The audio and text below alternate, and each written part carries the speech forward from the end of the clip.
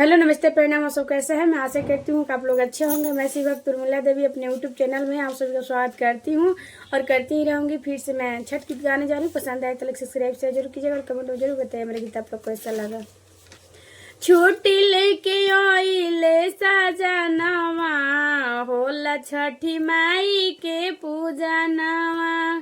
छुट्टी लेके आइले सजनवा होला छठी माई के पूजनवा।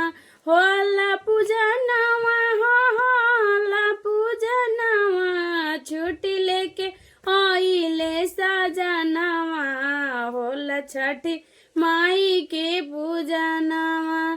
फल फल हरिया से दौरा सजाइब। फल फल हरिया से दौरा सजाइब।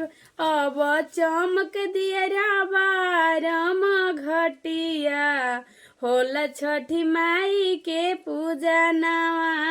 अब चमक दियरा बारम घटिया होला छठी माई के पूजनवा।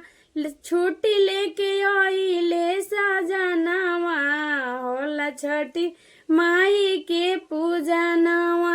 होला पूजनवा होला पूजनवा। अब चमके लागल घरवा अंगनवा।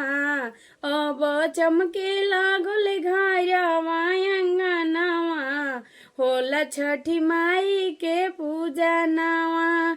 छुट्टी लेके आइले सजनवा होला छठी माई के पूजनवा।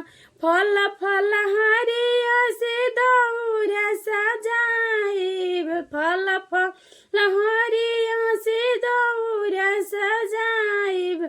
सजना लेके चलिए कान्हा पर दौरावा छठी माई के करब पूजनवा।